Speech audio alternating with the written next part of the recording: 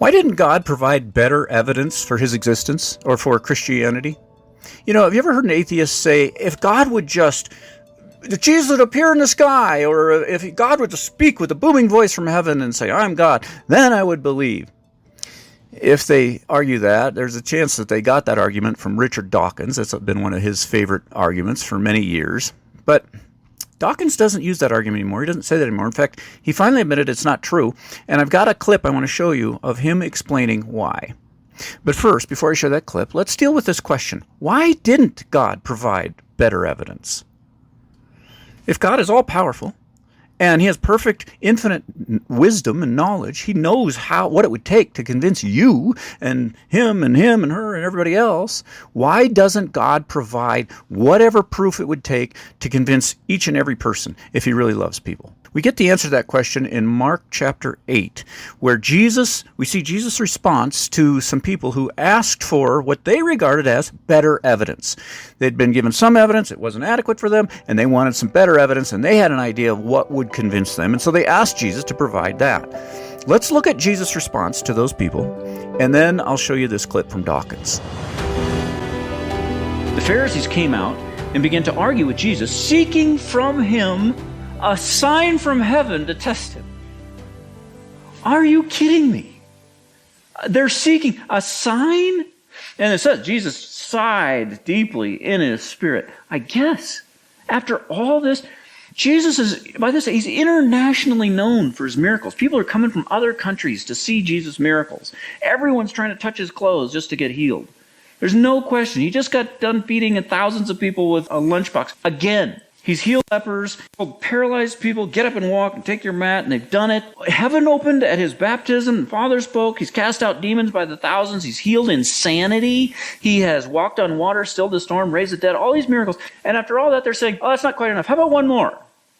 Maybe something in the sky. All those miracles, all that fulfilled prophecy, John the Baptist's testimony, God the Father's testimony, and you still don't know who Jesus is? You need one more sign? How blind can a person be? And if you think, well, maybe they just didn't know about the miracles. Oh, no. They knew about the miracles because remember, way back in chapter 3, they were trying to say that Jesus got this power from Satan. That's how he was doing the miracles. They knew he was doing them. Verse 12. Jesus says, he sighs, he says, why does this generation ask for a miraculous sign? I tell you the truth, no sign will be given to it. Then he left them. A miracle in the sky wouldn't help. A miracle in the sky, miracles in the sky aren't any better than miracles on the ground. In fact, I think they're not even as good as miracles on the ground. Because how many times have you seen something in the sky that you didn't know what it was? Right? It happens all the time. You see something, what was that? And that's not anything, that's not going to prove anything. It happens all the time. Jesus did miracles up close, right in front of people's faces. Verifiable. I defy anyone in this room to think up any miracle that would be better proof or more difficult to do than the ones Jesus did. There's no better proof than that. People who demand more proof only prove that they're irrational and they're impervious to any proof. And so you can see why Jesus has this emotional response. Just imagine like you have a little toddler and you're going to feed him. And so you make him up some mac and cheese, put him in his high chair, and you give him his mac and cheese, and he says, I can't eat this slop, and he throws it on the floor. And so you say, okay, well, I'll make you a peanut butter and jelly sandwich. So you make him a peanut butter and jelly sandwich, and sends it in like a frisbee into the living room. And then so you say, oh, you're not in the mood for a sandwich. Okay, here's a plate of cookies. And you turn around, he's pelting you in the back of the head with the cookies as soon as you turn around. And so by now you're starting to suspect, maybe he's not really even hungry. But you don't want to be cruel, so you make him some more mac and cheese and another sandwich, another plate of cookies, and some chicken nuggets, and some lobster, and prime rib, and fried chicken, and everything, and you put it all on his tray. And he just kicks the tray, knocks it all on the floor, and says, I want celery, or something else. How long are you going to let that keep going until finally you say, you know what, you're not hungry, we're done, you're going to bed. Right? Jesus let it go on like a year and a half or more. And finally here he says, you know what, you're done. We're done here. No more. the literal translation, when he says, why does this generation seek a sign? I tell you the truth, if no sign. Literally it says, I tell you the truth, if any sign is given to this generation, and then he just stops, turns away, gets in the boat, and leaves. He doesn't even finish his sentence. When somebody responds to you and they don't even finish their sentence, that's an emotional thing, right? He's upset. It's almost like in the form of an oath. You know how in the Old Testament they say, may the Lord deal with me, be it ever so severely, if I do this thing. It's almost like that, except he leaves out the whole oath part. He just says, if another sign is given to you, so help me, and he just leaves. You want a sign? Here's your sign. No more sign. It's a sign of judgment. Sign of judgment. And after this, Jesus is done. He does a few more miracles, mostly in Gentile territory or in private, but the time for big public displays of miraculous power in Israel is over at this point. This is the worst kind of blindness. It's a willful blindness. No matter what Jesus does, miracle he does, they're blind as bats. No matter how clear he makes his communication, they're deaf as a post. They just refuse to see. It's willful blindness. So that's the first thing that we learn. That's the first danger to watch out for. Seeking something other than what God has given. God's given all his proof, and we seek something else. Watch out for that. Watch out for that. Now, when we see it in the Pharisees, it doesn't seem like, it's like, I would never do that. Those guys are terrible. But we can be influenced by that. It is something that can, in subtle ways, we can do that. We can look for something different than what God has given, right? We want him to say something. We want him to say it in a different way. We want him to give it to us in a different form than what he's done. When atheists claim that they would believe if there were just better evidence, they're showing a weak understanding of human psychology. They don't understand even the basics. They imagine that they are Mr. Spock from Star Trek, and they just, the only factor that determines whether or not they believe something is just pure logic and dispassionate analysis of the evidence. And nothing else has any influence whatsoever on whether or not they believe something to be true or untrue. They think they're just computers. That attitude shows, like I said, a total ignorance of even the most rudimentary truths of human psychology that it's easily shown. They've done studies that show, for example, that people are much more easily persuaded of something if the argument's coming from someone whose approval they desire than if that same argument is coming from someone whose approval they don't care about.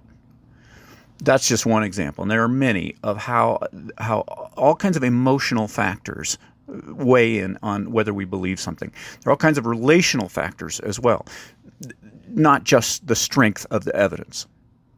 It's naive to think the only factor is the strength of the evidence. In fact, believing that God exists and believing that what the things that the Bible says about him are true, even that wouldn't necessarily get you anywhere. The devil believes that. You see, knowing God is a relationship. And for any relationship with a person to work, both parties have to be wanting to move toward each other, making an effort to move toward each other. If one party is moving away, the relationship doesn't work, regardless of what kind of evidence there is. It's next to impossible to convince somebody of something that they just don't want to believe.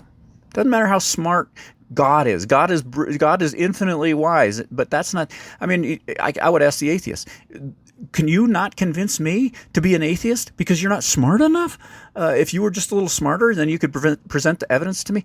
Isn't it? Don't you think there's a possibility that I'm not being persuaded, maybe because of some attitudes I have or some biases that I have? That's true of everything that we believe or disbelieve. You can't convince somebody of something they don't want to believe. Let me show you this clip from Dawkins. What would it take for you to believe in God? Well, I used to say it would be very simple. It would be, the second coming of Jesus or a great, big, deep, booming bass Paul Robeson voice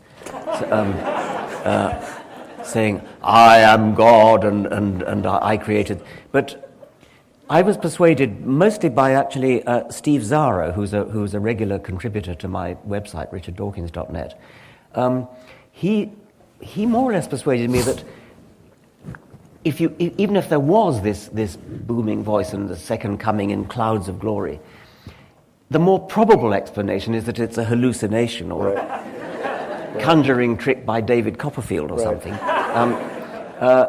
I mean, he made the point that a supernatural explanation for anything is incoherent, that it just doesn't sort of, it doesn't add up to an explanation for anything. So what would persuade you? Well, I'm starting to think nothing would, which in a way goes against the grain, because I've always paid lip service to the view that a scientist should change his mind when evidence is forthcoming. So he admits no amount of evidence would convince him, because he's starting with the assumption that supernatural explanations are inherently incoherent. He doesn't say what they don't cohere with, just incoherent. And that would definitely rule out supernatural explanations for things, but it does so by circular reasoning, assuming the conclusion. There is no supernatural, therefore there is no supernatural.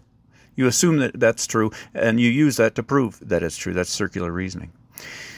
Jesus made the same point. About the point he made in Mark 8, he made that same point another time when Jesus, someone was saying, if you just have somebody come back from the dead and go to his brothers and tell them, then they would believe. And Jesus said, no, they wouldn't. If they don't believe the Bible, they wouldn't believe even if they saw a resurrection with their own eyes, because the Bible is actually better evidence than what you see. Just like Dawkins was saying, you what you see you can be mistaken with your senses. The Bible is actually better evidence. And Jesus proved that was true when he himself did die and rose from the dead, and sure enough, people didn't believe. But the purpose of today's podcast is not just to make an argument against atheism. It's not even mainly for that. It's for something more important. What Jesus said to those Pharisees that day is extremely important principle for every single one of us all the time. All of us should examine our hearts and our affections and our desires all the time and ask, do my desires help in my pursuit of believing what is true, or do they work against it? Are there some rogue desires inside me that are working against my effort to believe the truth? Spend some time in prayer and ask God to search your heart and to reveal to you any attitudes or desires or longings or biases that could hinder your ability to fully embrace the truth of God's Word. Thank you for listening. If you found today's episode edifying, why not share with a friend? A simple post on social media can change a person's day. This season, the Food for Your Soul podcast features excerpts from our sermon series on the Gospel of Mark. Over 130 expository sermons covering every verse. You can find those and hundreds of other sermons for free download on drichardferguson.com. Until next time, rejoice in the Lord always and set your mind on things above, where Christ is seated at the right hand of God.